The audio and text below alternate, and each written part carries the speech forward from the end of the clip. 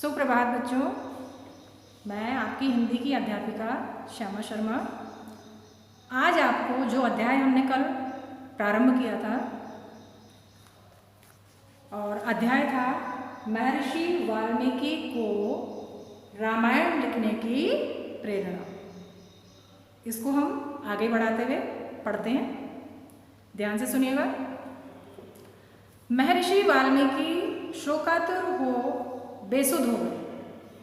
जब क्रौंची थे वो बहुत ज़्यादा प्रेम मग्न थे और उसमें क्रौंच का वध हो जाता है, तो वाल्मीकि शोकातुर होकर बेसुध हो गए। उनके शिष्य भारद्वाज ने उनसे शोक का यानी दुख का कारण पूछा। महर्षि ने भारद्वाज को क्रौंच की मृत्यु के विषय में बताया कि किस तरह से उसकी मृत्यु हुई।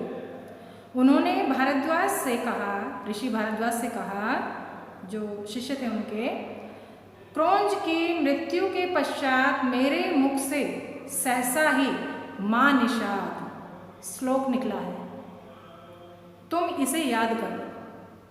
ये जो श्लोक मेरे मुख से निकला है, मां निषाद, और पूरा श्लोक उन्होंने पढ़ा, ये निकला है, तुम इसे याद कर लो। यह श्लोक अवश्य प्रसिद्ध होगा।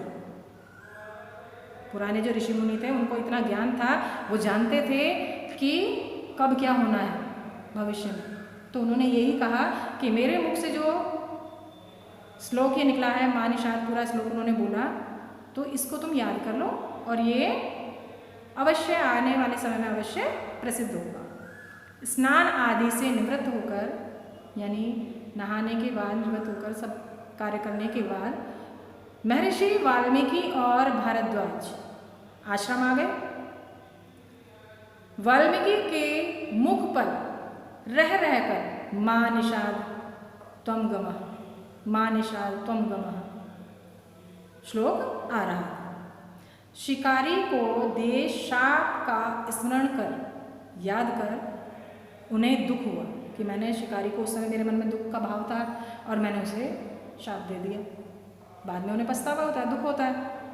चिंतन में डूबे वाल्मीकि को सहसा नारद का स्मरण हो आया। एक बार उन्होंने नारद ऋषि से किसी ऐसे व्यक्ति के विषय में पूछा था जो सत्यवादी यानी सच बोलने वाला, धर्मप्राण, धर्म को मानने वाला, धर्म में रत रहने वाला, परोपकारी, दूसरों का उपकार करने वाला, दृढ़ वचन, अपने वचन पर अड़ा हुआ, जो वचन दे दिया उससे वो टल नहीं सकता, और अतुलनीय यानी उसकी तुलना किसी से भी नहीं कर सकते। तब नारद ने उन्हें राम के विषय में बताया था, भगवान राम के विषय में बताया था। राम इक्ष्वाकु वंश के राजा दशरथ के पुत्र थे, उनमें ये सब गुण थे, राम में ये सभी गुण थे जिसके विषय में उन्होंने पूछा था। इसके पश्चात नारद ने उन्हें राम की कथा सुनाई थी। वाल्मीकि के समक्ष श्री रामचंद्र का व्यक्तित्व उभर आया। वे राम के गुणों के विषय में सोचने लगे। सहसा उन्हें मां निषाद त्वं गमः श्लोक का नया अर्थ स्पष्ट हुआ।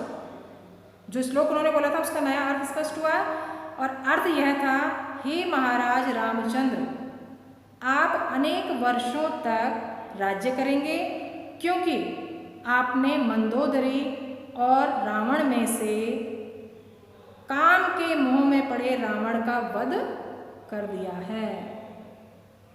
इस नए अर्थ से, इस श्लोक का जो नया अर्थ निकला, इस नए अर्थ से वाल्मीकि अत्यंत प्रसन्न हुए। वे प्रायः इसी श्लोक को गुनगुनाते रहते। एक दिन ब्रह्मा जी ने वाल्मीकि को दर्शन दिए। उन्होंने वाल्मीकि से कहा, हे महर्षि, आपके मुख से उच्चरित हुआ यह श्लोक अचानक ही उच्चरित नहीं हुआ है, यानी आपके मुंह से ऐसे ही नहीं निकला, इसका उच्चारण आपके मुंह से ऐसे ही नहीं हुआ है, ऐसा हमारी इच्छा से हुआ है। आप इस श्लोक के आधार पर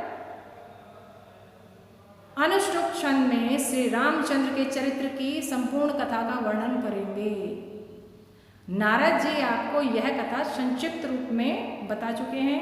ब्रह्मा जी की बातों से महर्षि वाल्मीकि को आनंद में आश्चर्य हुआ कि ये तो बहुत ही खुशी की बात है कि मेरे हाथों से एक ऐसे ग्रंथ का चरितार्थ होगा, वर्णन करूंगा मैं। इसके साथ ही ब्रह्मा जी ने वाल्मीकि को वरदान दिया कि उन्हें राम, लक्ष्मण, सीता तथा इनसे संबंधित मानवों एवं दानवों के सभी कार्यकलाप स्पष्ट दिखाई देंगे। इस प्रकार उनके द्वारा लिखी जाने वाली रामायण यथार्थ और सत्य पर आधारित होगी तथा इस संसार में अमर रहेगी। ब्रह्मा जी की प्रेरणा से वाल्मीकि रामायण लिखने लगे। उनकी इस रचना में 24,000 श्लोक हैं। रामायण जो हमारा ग्रंथ है, पवित्र ग्रंथ है ये, इसमें कितने हैं श्लोक? 24,000। तो ये आपका प्रथम अध्याय था बच्चों। इस अध्याय को आपने स्वयं भी पढ़ना है, स्मरण करना है और इसमें से आपने कठिन शब्द भी देखने हैं तथा हो सके तो प्रश्न उत्तर भी देख लीजिएगा। ठीक है, वैसे तो मैं आपको कराऊंगी इस चीज़ को, लेकिन आप इसको पढ़िएगा ज़रूर और समझिएगा भी। धन्यवाद।